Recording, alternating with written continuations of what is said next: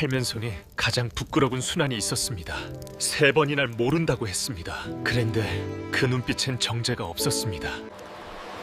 배신한 제자를 다시 찾아오셨습니다. 씨뿔을 피워놓고 밥을 차려두셨어요.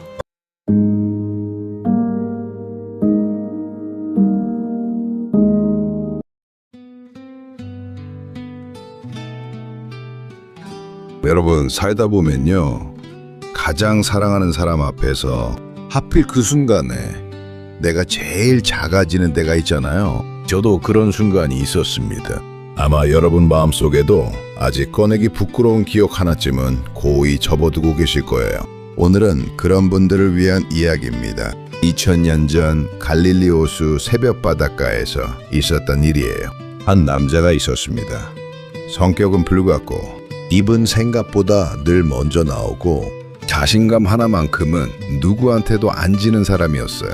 그런데 이 사람이 자신이 제일 사랑한다고 믿었던 분을 단 하룻밤에 3번이나 모른다고 했습니다. 이 사람의 이름은 베드로입니다. 때는 3년 전으로 거슬러 올라갑니다. 갈릴리 호수가 새벽이 막 밝아오던 아침이었어요.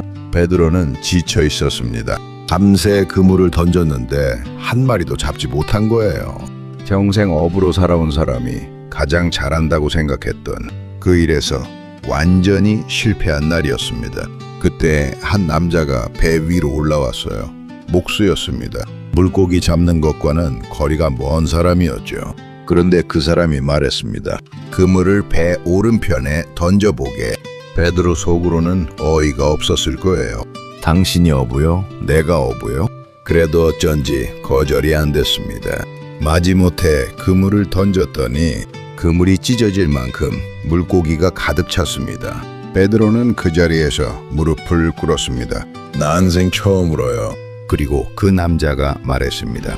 나를 따라오라. 내가 너를 사람 낚는 어부가 되게 하리라. 베드로는 모든 것을 내려놨어요.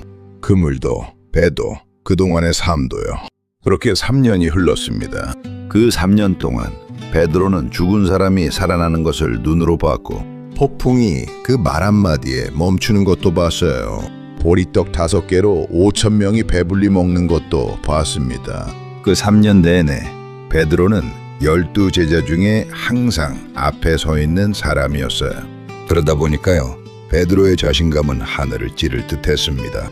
이렇게 외쳤죠. 주님, 다른 사람들은 몰라도 저는 절대 배신 안 합니다. 감옥에 가도 같이 가겠고 죽는 한이 있어도 함께 죽겠습니다. 그런데 여러분, 그 말을 한 지 몇 시간도 안 돼서였어요. 차가운 밤, 대제사장의 뜰에 숯불이 하나 피워져 있었습니다. 사람들이 물었습니다. 당신도 저 사람 무리 아니요? 베드로가 대답했습니다. 모르. 2번째 물었습니다. 모르. 3번째로 물었을 때 베드로는 저주를 퍼부으며 소리쳤어요.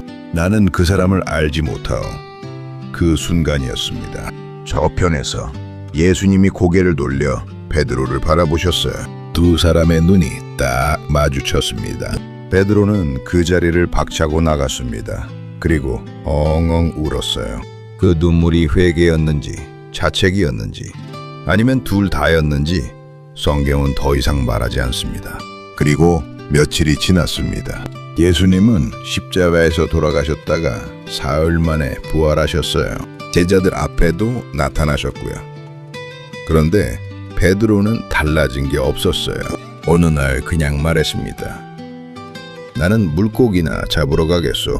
3년 전 그 삶으로 그냥 돌아간 거예요. 이 한마디 안에 얼마나 많은 것이 담겨 있는지 모릅니다. 내가 무슨 낯으로 다시 서겠나 3번씩이나 저주하면서 모른다 했는데 그 무거운 마음이 베드로를 다시 갈릴리로 끌고 간 거예요. 그날 밤도요, 한 마리도 잡지 못했습니다. 새벽이 밝아왔습니다. 갈릴리 호수 바닷가에 누군가 서 있었어요. 얘들아, 고기가 있느냐?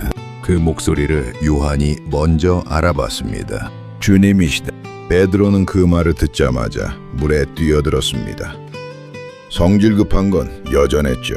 헤엄쳐서 육지에 올라왔더니 숯불이 피워져 있었습니다. 생선이 그 위에서 타닥타닥 익고 있었고요. 여러분, 이 숯불 그냥 숯불이 아니에요. 베드로가 예수님을 모른다고 3번 외치던 그날 밤, 거기에도 숯불이 피어져 있었거든요. 예수님은 그걸 기억하고 계셨던 겁니다. 일부러 준비하신 거예요. 베드로는 그 불을 보는 순간 온몸이 굳어버렸을 거예요. 그런데 예수님은 아무 말씀도 안 하셨습니다. 그냥 이렇게 말씀하셨어요. 와서 밥 먹어라. 밥을 다 먹고 나서였습니다. 예수님이 조용히 물으셨어요. 시몬아, 네가 나를 사랑하느냐? 베드로가 대답했습니다. 주님, 그러하옵니다. 내가 주님을 사랑하는 줄 주님께서 아시나이다. 또 물으셨습니다. 시몬아, 네가 나를 사랑하느냐? 주님, 그러하옵니다. 3번째였습니다. 시몬아, 네가 나를 사랑하느냐? 베드로는 그제야 마음이 무너졌어요. 왜 3번씩이나 물으시는가? 아, 내가 3번 부인했기 때문이구나.